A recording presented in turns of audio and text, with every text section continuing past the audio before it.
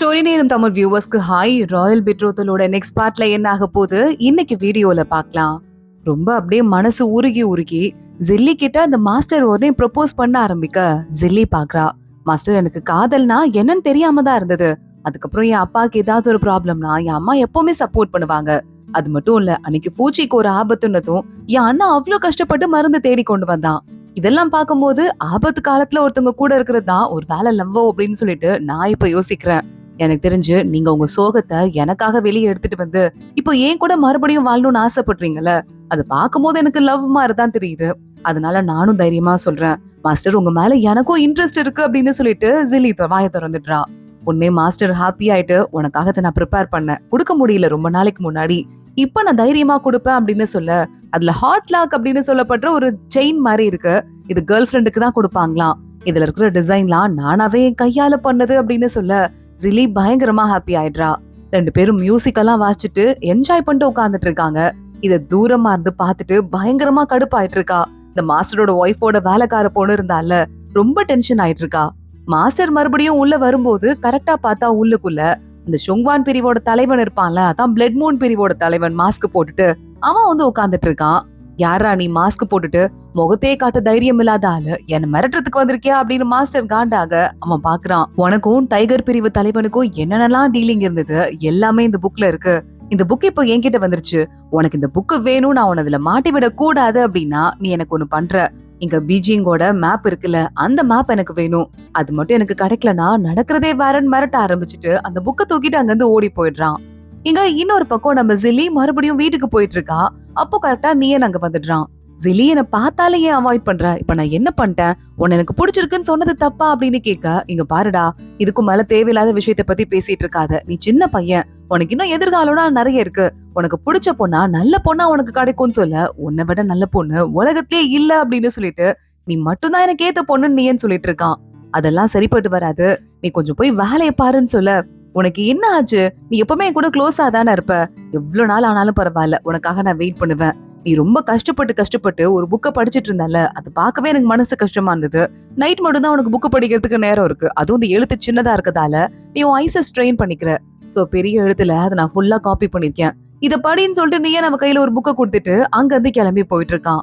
இங்க இன்னொரு பக்கம் நம்ம ஷென் இருக்கானே, பயங்கர டென்ஷனா இருந்துட்டு இருக்கான். இவன் ஒரு மிலிட்டரி கேம்புக்கு வந்துட்டு இருக்கானா. இந்த கேம்ப்ல இருக்கிற ஆளுங்க எல்லாம் எக்கச்சக்கமா எதிரி நாட்டுக்கு வேலை போயிருக்காங்க. அது கூட தெரியாம இங்க என்ன லீட் பண்ணிட்டு இருக்கீங்க? ராஜா கிட்ட நீங்க போய் மன்னிப்பு கேட்கணும்னு அங்க ஒரு தளபதியை அரெஸ்ட் பண்ணிட்டு நீ தாண்டா மெயின் குற்றவாளின்னு அங்க ஒரு ஆளை ஜெயிலுக்கு அனுப்பிட்டு இருக்கான். சார், இப்ப நம்ம என்ன பண்ணும் சார்? இதுக்கும் மேல நமக்கு அரிசியெல்லாம் வந்து இவன் பயங்கரமா ஆட்டை போட்டு எதிரி நாட்டுக்கிட்ட கொடுத்துட்டான். இன்னும் ஒரு 7 நாளைக்கு தான் நம்ம மிலிட்டரி கேம்புக்கு அரிசி பத்தும். இதுக்கு மேல என்ன பண்றது அப்படின்னு கேட்க, ஷென் நான் ஏதாவது ஐடியா பண்றேன் அப்படின்னு அங்க இருந்து கிளம்பி போயிட்டு இருக்கான். ஷென் வேகமா ராஜாக்கும் லெட்டர் எழுதிட்டு இருக்கான். இங்க பார்த்தா எதிரி நாட்டு ஆளுங்கெல்லாம் உள்ள இருக்காங்க தான். அவங்க அரிசியெல்லாம் எக்கச்சக்கமா திருடி வச்சிருக்காங்க. சோ அதனால நம்ம மிலிட்டரி வீரர்களுக்கு அரிசி இல்லாம என்ன பண்றதுன்னு நான் ஒரு மாதிரி யோசனையில இருக்கேன். அடுத்தடுத்து சில ஐடியாக்களை பண்ணிருக்கேன்னு சொல்லிட்டு ஷென் அதுல எழுதியிருக்கான். இத ராஜா படிச்சுட்டு சும்மா விடக்கூடாது. எவ்வளவு தைரியம் இருந்தா முன்னாடி இருந்த இங்க ராஜா குடும்பத்தோட ஆளுங்களும் எதிரி நாடும் ஒண்ணு சேர்ந்திருப்பாங்க. அவங்கள ஒண்ணு சேர விடக்கூடாது அப்படின்னு ராஜா கத்த ஆரம்பிக்கிறான். ஷென்னவன் மிலிட்டரி கேம்புக்கு போறதுக்கு முன்னாடி நம்ம பூச்சியை அவங்க அப்பா வீட்டுல விட்டுருப்பான் போல. பூச்சி பிசினஸ் டீலிங் எல்லாம் பேசிட்டு இருக்கா. அப்ப அவங்க பூச்சியோட அப்பா வந்துடுறாரு. இல்லம்மா, நான் உன்னை பத்தி சாதாரணமா நினைச்சிட்டேன். இல்ல பொண்ணுங்களே சாதாரணமா நினைச்சிட்டேன். நீ பிசினஸ் டீலிங் பேசும்போது எவ்வளவு அறிவா பேசுற. அது மட்டும் இல்லாம நீயும் மீட்டியும் தலைநகர்ல போய் செஞ்ச சில சாதனைகளால மழையில பாதிக்கப்பட்ட மக்கள் கூட சீக்கிரமா மீண்டு வந்துட்டாங்க. சாதாரண குடும்பத்து வீட்டு ஆளுங்களும் இப்பெல்லாம் கறி சாப்பிடுறாங்க. அதெல்லாம் பார்க்கும்போது எனக்கு மனசு நிம்மதியா இருக்கு. எல்லா ஆளுங்களும் எல்லா சந்தோஷத்தையும் என்ஜாய் பண்றதுக்கு என் பொண்ணும் ஒரு காரணம்ன்றது எனக்கு பெருமையா இருக்குன்னு சொல்லிட்டு பூச்சியா பயங்கரமா அவர் பாராட்டிட்டு இருக்காரு. கரெக்டா அப்பன்னு பார்த்து உள்ள ஷென்னு ஓடி வரான். ஷென்னை பார்த்துட்டு, என்னப்பா மறுபடியும் என் பொண்ண லவ் பண்றேன்னு நடிக்க போறியான்னு கேட்க, உள்ள ஷென்னும் பூச்சியும் வராங்க. அங்கிள், முன்னாடி நாங்க டிராமா போட்டோம் தான், ஆனா இப்ப நாங்க உண்மையாவே காதலிக்கிறோம், கல்யாணம் பண்ணிக்க ஆசைப்படுறோம். ஆனா அங்கிள், நான் இப்ப வந்ததுக்கு முக்கியமான காரணம் ஒண்ணு இருக்கு. இன்னும் 7 நாளைக்குள்ள எனக்கு பெரிய அளவுல அரிசி தேவைப்படுது. கிட்டத்தட்ட ஒரு 30 டன்னு கிட்ட அரிசி தேவைப்படுது. அதை உங்களால கொடுக்க முடியுமா அப்படின்னு கேட்க, அங்க அவனோட ஒய்ஃப் வந்துடுறா. அதெல்லாம் கொடுக்காதீங்க. அவ்வளவு அரிசியை நம்ம கொடுத்தா நம்ம பர்சு காலி ஆயிடுங்க. அதெல்லாம் ரொம்ப பெரிய அமௌண்ட். அதுவும் இல்லாம இது எப்படி நல்லதா முடியுமா முடியாதா நமக்கு தெரியாது. கொடுத்தா ஆபத்துன்னு சொல்ல, ஆனா அவங்க அப்பா அதை கண்டுக்காம, என் பொண்ணு மேல இத்தனை நாளா நான் நம்பிக்கை வைக்காம தப்பு பண்ணிட்டேன்ப்பா. நான் உனக்கு கொடுக்குறேன். காசு சம்பாதிக்கிறது மட்டும் என்னோட மொத்த ஐடியா கிடையாது. பிசினஸ் பண்ற ஆளா இந்த நாட்டுக்கு நான் திருப்பி செய்ய வேண்டியதும் இருக்கு. என் பேட்ச் எடுத்துக்கோ, உனக்கு எவ்வளவு அரிசி வேணுமோ எவ்வளவு ஃபண்ட் வேணுமோ எடுத்துக்கோட்டு பூச்சிக்கிட்டே காசை கொடுத்து விட்டுறாரு. நேரா ஷென்னு நான் போயிட்டு வரேன் பூச்சி அப்படின்னு சொல்லிட்டு அங்க இருந்து கிளம்புறான். பூச்சி நேரா வெளியே ஓடி போயிட்டு இருக்கா. ஷென் அவளை தூக்கி சுத்திட்டு எனக்காக வெயிட் பண்ணு, நான் சீக்கிரமா திரும்பி வந்துடுறேன் அப்படின்னு சொல்லிட்டு பூச்சிக்கு கிஸ் பண்ணிட்டு நீ பத்திரமா இரு அப்படின்னு அங்க இருந்து கிளம்பி போயிட்டு இருக்கான். இங்க ராஜா பாத்துட்டு இருக்காரு. ராஜா கிட்ட சான்சலர் பேச ஆரம்பிக்கிறாரு. ராஜா இதுக்கும் மேல வெயிட் பண்ணாதீங்க. இப்போ பழைய இந்த ராஜ குடும்பம் இருக்குல்ல, அந்த குடும்பமும் எதிரி நாடும் சேர்ந்துட்டு எப்படியாவது நம்மள கவுக்கணும்னு திட்டம் போடுறாங்க. அதனால அந்த ஊர் பொண்ணை கல்யாணம் பண்ணிக்கிறது சரிப்பட்டு வராது. இப்ப நீங்க என்ன பண்றீங்க, ஜில்லிய சீக்கிரமா கல்யாணம் பண்ணிட்டு எம்ப்ரஸ் அறிமுகப்படுத்திடுறீங்க. அது நம்ம நாட்டு மக்களுக்கு ஒரு பெரிய பாதுகாப்பு உணர்வு கொடுக்கும். சீக்கிரம் அதை பண்ணுங்க ராஜான்னு சொல்ல பக்கத்திலே இருந்துட்டு அந்த வைஸ் சான்சலர் இருக்கால மாஸ்டர், அவனும் ஆமா ராஜா, நீங்க கண்டிப்பா ஜில்லிய கல்யாணம் பண்ணிக்கணும். அவளை தவிர எம்ப்ரஸ் ஆகுறதுக்கு வேற யாருக்கும் தகுதி இல்லைன்னு பேசிட்டு இருக்கான்.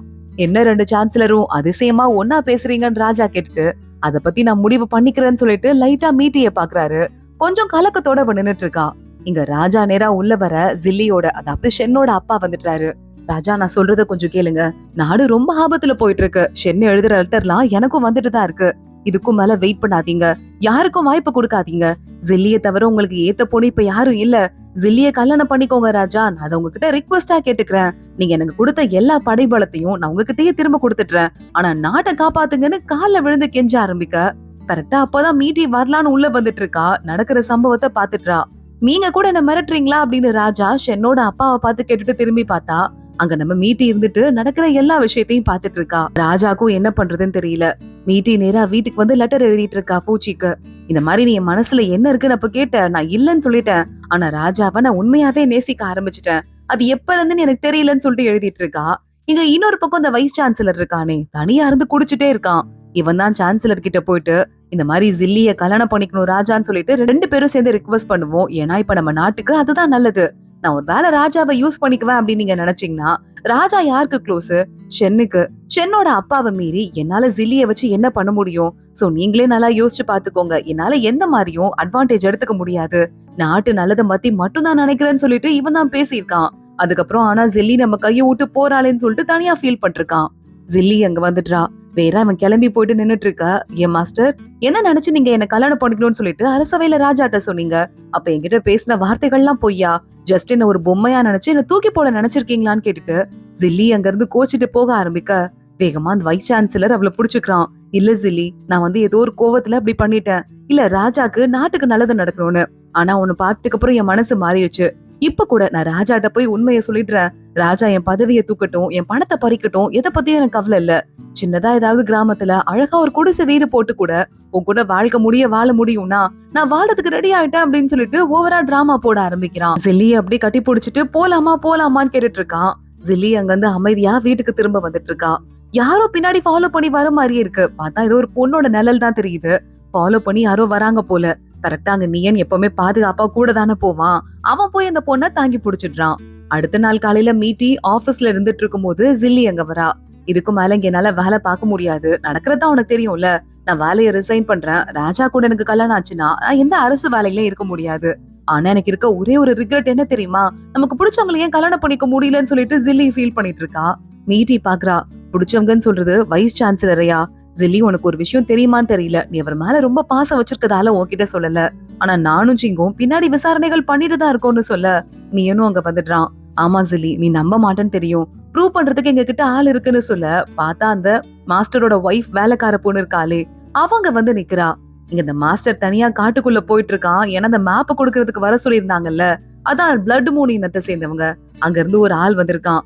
இந்த அவன் புக்கு மேப்ப கொடு அப்படின்னு கேட்க அதே மாதிரி இந்த மாஸ்டரும் அரசவையில இருந்து திருடின அந்த மேப் எடுத்து கொடுத்துட்டான். கரெக்டா அந்த இடத்துக்கு மாஸ்டரோட அசிஸ்டன்ட் ஒருத்தர் இருப்பானே அவன் அங்க சண்டை போடுறதுக்கு போயிடுறான். அவன் போயிட்டு அங்க பயங்கரமா சண்டை போட்டுட்டு இருக்கான். ஒரு கட்டத்துல அந்த பையன் செத்து கீழே விழுந்துற அந்த இடத்துக்கு நம்ம நியன் வந்துடுறான். நியனும் ராஜாவும் வந்து இந்த மாஸ்க் போட்டவன் கிட்ட சண்டை போட ஆரம்பிக்கிறாங்க. ஆனா அவன் மாட்டிட்டோம் அப்படிங்கறதுக்காக அவனே அவன் கழுத்து அறுத்துட்டு மாஸ்க் போட்டவன் எந்த உண்மையும் சொல்லக்கூடாதுன்னு இறந்து போயிடுறான். முகத்தை பார்த்தா யாரோ ஒரு முகம் தெரியாத ஒரு முகமா இருக்கு. மேப் எடுத்து பார்த்ததுக்கு அப்புறம் ராஜா, கண்டிப்பா நம்ம கிரானரி எல்லாம் எந்த இடத்துல நம்ம தானியங்கள் பதுக்கி வச்சிருக்கோமோ அதெல்லாம் கொள்ள அடிக்க பாக்குறாங்க. அதை மட்டும் உங்க கொள்ளை அடிச்சுட்டாங்கன்னா நம்மளால எதிர்த்தே போக முடியாது, ஏதாவது பண்ணும் அப்படின்னு சொல்லிட்டு ராஜா அடுத்து போக ஆரம்பிக்கிறான். இன்னொரு பக்கம் ஜில்லி அவங்க அப்பா கிட்ட போயிட்டு, அப்பா எனக்கு மாஸ்டர் தான் பிடிச்சிருக்கு, நான் அவரை தான் கல்யாணம் பண்ணிக்குவேன்னு சொல்ல, என்ன முட்டாள்தனமா பேசிட்டு இருக்குன்னு சொல்லிட்டு அவங்க அப்பா ஜில்லிய அடிக்கவே செஞ்சுட்டாரு. அதுக்கப்புறம் அவங்க அம்மா நியன் எல்லாம் வந்துடுறாங்க. என்னடி பேசிட்டு இருக்கன்னு கேட்க, நான் மாஸ்டரை தான் கல்யாணம் பண்ணிக்குவேன் அப்படின்னு மறுபடியும் ஜில்லி சொல்லிட்டு இருக்கா. இங்க இன்னொரு பக்கம் ராஜாவும் மீட்டையும் பேச ஆரம்பிக்கிறாங்க. ராஜா, முக்கியமான கடத்துல நம்ம இருந்துட்டு இருக்கோம், நீ ஏனும் நானும் சில முக்கியமான விஷயங்களை கண்டுபிடிச்சிருக்கோன்னு ராஜா கூட சொல்லிட்டு, முன்னாடி ராஜா இனம் இருந்ததுல அந்த பிரிவு இருக்காங்கல்ல, அவங்கதான் இவ்ளோ வம்பு பண்றாங்க அப்படின்னு சொல்ல, ராஜா எனக்கு ஒண்ணு மட்டும் புரியவே இல்ல, நீங்க ஜில்லிய கல்யாணம் பண்ணிக்கிட்டா நாட்டுல பாதி ப்ராப்ளம் சால்வ் ஆயிருங்கிற மாதிரி எனக்கு எல்லாரும் பேசிட்டு இருந்தாங்க, அன்னைக்கு உங்க முகத்துல கூட ஒரு குழப்பத்தை பார்த்தேன் அப்படின்னு மீட்டி சொல்றா. மீட்டி, என் மனசுல உன் மேல இருக்கிற காதல் ஒரு செகண்ட் கூட மாறவே இல்ல, அத பத்தி நீ கவலைப்படாத, நான் பாத்துக்கிறேன்னு சொல்ல, என் வாழ்க்கையை நான் பாத்துக்கிறேன், ஆனா உங்ககிட்ட இருக்கிறது பெரிய பதவி, அது மட்டும் இல்லாம மிகப்பெரிய ரெஸ்பான்சிபிலிட்டி, இந்த நாட்டையே பாத்துக்கிறதுக்கு, ஒருவேளை என்னால உங்களுக்கு மகாராணி ஆயிட்டு செய்ய முடியாத சில வேலைகளை ஒருவேளை ஜில்லியால செய்ய முடியும் அப்படின்னா, நீங்க கண்டிப்பா அந்த பாதையை சூஸ் பண்ணிக்கிறதுல எனக்கு எந்த பாவத்தும் இல்ல, நான் ஒரு ஸ்டெப் பேக் வாங்கிக்கிறதுல எனக்கு எந்த பிரச்சனையும் கிடையாது, எனக்கு இப்ப நினைக்கிற வரைய நாட்டுக்கு நல்லது நடக்கணும்னு சொல்ல, என்ன மீட்டி இது, நீ பேசுற மாதிரியே இல்ல, எப்பயும் இந்த சிச்சுவேஷன்ல இருந்து மீண்டு வரதுக்கு என்ன இருக்குமோ அததான் பேசுவ, இப்ப ஏன் பின்னாடி போயிடலாம் பின்வாங்கிடலான்னு பேசிட்டு இருக்க, பாத்துக்கலாம் சமாளிக்கலாம் அப்படின்னு ராஜா மறுபடியும் சொல்ல ஆரம்பிக்கிறான். இங்க இந்த பழைய ராஜா பிரிவோட பக்கத்து நாட்டு ஆளுங்க மீட் பண்றதுக்காக வராங்க. ஆனா பழைய ஆளுங்கன்னு சொல்லிட்டு வந்துட்டு இருக்குது நம்ம ஷென்னு தான். எவ்வளவு தைரியம் தான் எங்க இடத்துக்கு வந்திருப்பீங்கன்னு சொல்லிட்டு ஷென் அங்க வந்திருக்க பக்கத்து நாட்டு ஆளுங்களோட சண்டை போட ஆரம்பிக்கிறான். நிறைய ஆளுங்க வந்திருக்காங்க, பயங்கரமா அவனுக்கும் அடிபடுது. ஆனா வந்திருக்க அத்தனை பேரையும் போட்டு தள்ளிட்டு ஷென்னும் ரொம்ப உடம்பு முடியாம அடிபட்டு பொத்துன்னு அதே சண்டை காலத்திலேயே விழுந்துட்டு இருக்கான். இங்க இன்னொரு பக்கம் பாவமா உட்காந்துட்டு இந்த ஜில்லி இருக்காளே அழுதுட்டு இருக்கா. மாஸ்டர் வாங்கி கொடுத்த அந்த ஹார்ட் நெக்லஸ் பாத்துட்டு, நீ ஏன் அங்க வரான், எவ்வளவு நேரம் தான் சாப்பிடாம அழுதுட்டே இருப்ப, நான் சொல்றது உனக்கு புரியுதா அப்படின்னு கேட்டு பக்கத்துல வந்து உட்காடுறான். நீங்க எந்த போயிடு அப்படின்னு சொல்லிட்டு மறுபடியும் ஜில்லி சொல்ல ஆரம்பிக்கிறா. அடுத்த நாள் வைஸ் சான்சலருக்கு, அதாவது மாஸ்டருக்கு பர்த்டே போல ராஜாவோட ஒரு பார்ட்டி ஒன்னு அரேஞ்ச் பண்ணிருக்காங்க. நீங்க நாட்டுக்கு நிறைய நல்லது பண்ணிருக்கீங்க, உங்களுக்கு கண்டிப்பா ஒரு பர்த்டே பார்ட்டியாவது அரேஞ்ச் பண்ணியே ஆகணும்னு ராஜா சொல்லிட்டு இருக்காரு. உனக்கு ஒரு கிஃப்ட் வச்சிருக்கேன், என்னன்னு போய் பாருன்னு ராஜா சொல்ல, அங்க வேகமா பல்ல காட்டிட்டே வைஸ் சான்சலர் போய் பாத்துட்டு இருக்கான். பக்கத்திலே மீட்டி உட்கார்ந்துட்டு இருக்கா. அது ஏதோ புக்கு மாதிரி இருக்கு, உள்ள பிரிச்சு பாக்குறதுக்குள்ள அந்த இடத்துக்கு ஜில்லி வந்துடுறா. ராஜா, என்னை இவர் வந்துட்டு கல்யாணம் பண்ணிக்கிறேன்னு சொன்னாரு, எனக்கு இந்த ஹார்ட் நெக்லஸ் கூட கிஃப்டா கொடுத்தாரு, அதனால என்னால உங்களை கல்யாணம் பண்ணிக்க முடியாதுன்னு ஜில்லி சொல்ல, ராஜா அந்த பொண்ணுக்கு பைத்தியம் பிடிச்சிருச்சுன்னு நினைக்கிறேன், ஏதேதோ பேசிட்டு இருக்கா, எனக்கும் அந்த பொண்ணுக்கும் அந்த நெக்லஸ்க்கும் சம்பந்தமே கிடையாதுன்னு சொல்ல, ஜில்லி ஷாக் ஆயிடுறா. ஏதோ லைட்டா பேக் வாங்குவீங்கன்னு நினைச்சேன், ஆனா என் கேரக்டரே இப்படி அசாசினேட் பண்ணுவீங்கன்னு கொஞ்சம் கூட நினைக்கவே இல்ல, எவ்வளவு மட்டமான ஆளுன்னு சொல்லிட்டு அந்த ஹார்ட் நெக்லஸ் கீழே போட்டு பலார்னு ஒரு அரை வர விட்டுடுறா. கரெக்டா ஜில்லிய வந்து மீட்டி தாங்கி பிடிக்கிறா, நீ மயங்கி எதுவும் விழுந்துடாதுன்னு. அப்போ வேலைக்கார பொண்ணு வந்து, என் கண்ணால பார்த்தேன், இவர் அவரோட ஒய்ஃப பயங்கரமா கத்தியால குத்துனாரு, அப்ப அவங்க பிரெக்னெண்டா வேற இருந்தாங்கன்னு சொல்லிட்டு இருக்க. அப்போ இவரோட அசிஸ்டன்ட் ஒருத்தன் வைஸ் சான்சலரோட அசிஸ்டன்ட் வரான். என் பொண்டாட்டியையும் பிள்ளைங்களையும் புடிச்சு வச்சுட்டு அவங்கள கொன்றுவேன் அப்படின்னு மிரட்டி மிரட்டி என்ன அவருக்கு வேலை செய்ய வைக்கிறாரு, எனக்கு எப்படியாவது காப்பாத்துங்கன்னு சொல்லிட்டு அவனும் கேட்டுட்டு இருக்கான். எல்லாருமே கார்னர் பண்ணிடுறாங்க. ராஜா பாக்குறான், உன்ன மாதிரி ஒரு கேவலமான ஆளை பார்த்ததே இல்ல, படிச்சாலும் நல்லா டீசெண்டா நாட்டை பாதுகாப்பன்னு பார்த்தா இவ்வளவு சூழ்ச்சி பண்ணி வச்சிட்டு இருக்க, உனக்கு கொடுத்த புக்லயும் நீ என்னென்னலாம் சூழ்ச்சி பண்ணன்னு சொல்லிட்டு தெளிவா அதுல எழுதி இருக்குன்னு சொல்லிட்டு ராஜா அடுத்து பாத்துட்டு, எவ்வளவு தைரியம் இருந்தா அந்த டைகர் பிரிவு தலைவனோட கூட்டணி போட்டுட்டு எல்லா பிரச்சனையும் நீயே பண்ணிட்டு அதுக்கு சால்வை நீயே கண்டுபிடிக்கிற மாதிரி நீ இத்தனை நாள் நடிச்சிருப்ப, உன்கிட்ட இருந்து பதவியை புடுங்குற, எல்லா சொத்து மதிப்பையும் புடுங்குற, இனிமே நீ தெருவுல உன்னை பாக்குறவங்க எல்லாம் கேவலமா காரி துப்பட்டோன்னு ராஜா அடுத்த தண்டனையை கொடுக்கறாரு. ஜில்லி வேகமா வெளியே ஓடி போயிடுறா, நிரூபிக்கிறதுக்காக தான் வந்தேன், ஆனா என் மனசு ரொம்ப கஷ்டப்படுதுன்னு சொல்ல நீ ஏன் பின்னாடியே வரான். ஜில்லிய பாத்துட்டு, நான் அவளை பத்திரமா இங்கிருந்து கூட்டு போறேன் அப்படின்னு அவன் கூட்டு போயிடுறான்.